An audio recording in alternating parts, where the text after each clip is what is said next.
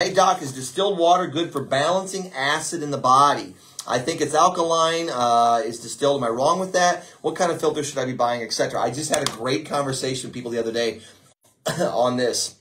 My rule of thumb is simple. You buy a water filter or you become a water filter. That's it, right? That's how it works. Now, as far as distilled goes, you have to be a little careful because they take all the minerals out of it. So if you're putting lots of distilled water in all the time, you can throw off your electrolytes, your salts that you have to have. Remember, you're a battery. So you got to have all these positive and negative charges floating around in this water medium for your nervous system to work properly. So you want to be a little careful with distilled water. It doesn't mean you can't do it. They have waters that have alkaline pHs and things like that, but you got to be careful there as well.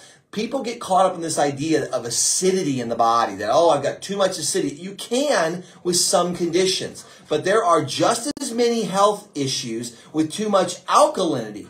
You get too much alkaline, you can cause just as many horrific autoimmune disorders and problems with that as you can with too much acid. So it's a fine balance. It's the Goldilocks rule, right? Not too hot, not too cold, but just right. If you're dealing with a cancer or something like that, we know those bodies tend to be highly acidic. Maybe putting something in to knock it down won't hurt. But if you're not dealing with that, if you're dealing with rheumatisms and things like that, they tend to get more in trouble with alkaline than they do acid. And always remember this, your body produces acidity and alkalinity both, but it produces acid effects from its functions at 10 times the rate that it does alkaline functions. So it's meant to produce acid, it's meant to get rid of it. You want to make sure it's dumping it out. So be careful driving the body one way or the other.